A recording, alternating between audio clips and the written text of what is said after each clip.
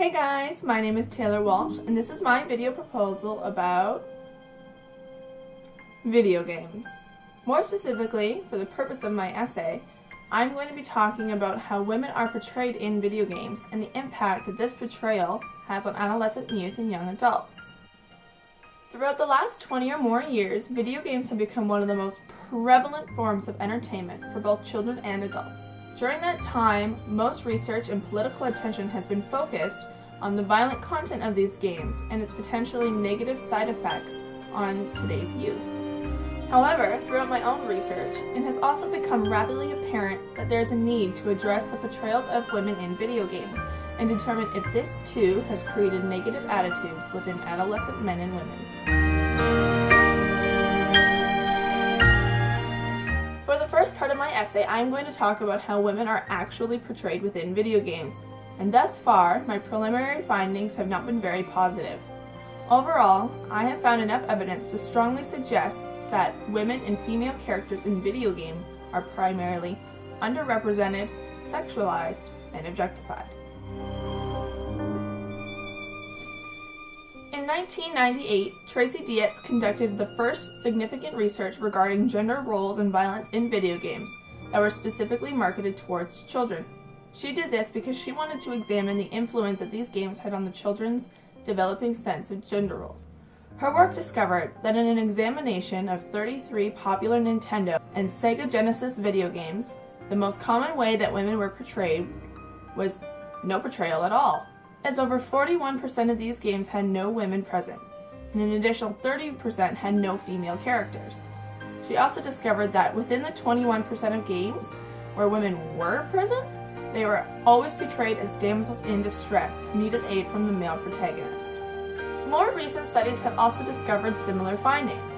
In 2007, Melinda Burgess, Stermer, and Stefan Burgess examined over 225 video game covers to compare how men and women were portrayed. Their study found that, overall, male characters were almost 4 times more frequently portrayed than female characters, and when female characters were portrayed, they were more likely to be depicted with exaggerated and often objectified sexiness. Furthermore, they discovered that violence and sexiness was paired far more frequently together for female characters than violence and muscular builds in their male counterparts.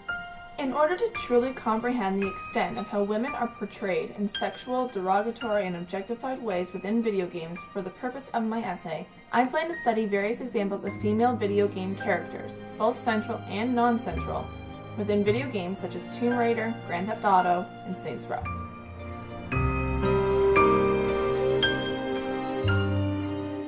For the second component of my essay, I will be focusing upon the reasons why female video game characters are portrayed in sexualized and objectified manners. Within the past several years, the biggest breakout female lead protagonist is Lara Croft, who made her debut in the gaming world as Lara Croft in Tomb Raider in the year 1996.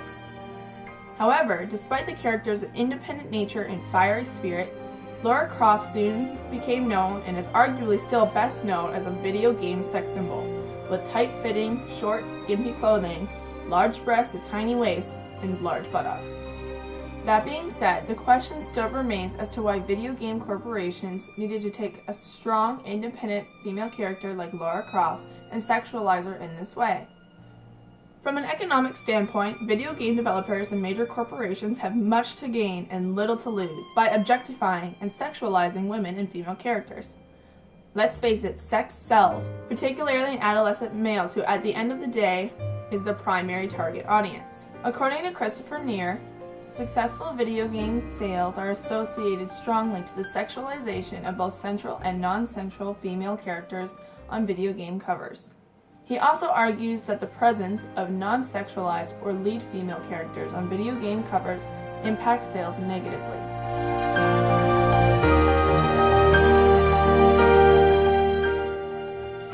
The final and largest component of my essay will be focused upon the impacts that the sexualization and objectification of women in video games has on adolescents and young adults. After conducting some preliminary research, it has become apparent that there are 3 major impacts that this depiction has had, including a rise in rape-positive attitudes in men, a general increase of negative and misconstrued beliefs regarding women in the real world, and a decrease in self-esteem and overall body image. Because this component will be the largest within my essay, I will be conducting further research throughout the following weeks, utilizing these sources, among many others, to truly determine the extent that these impacts have had on society.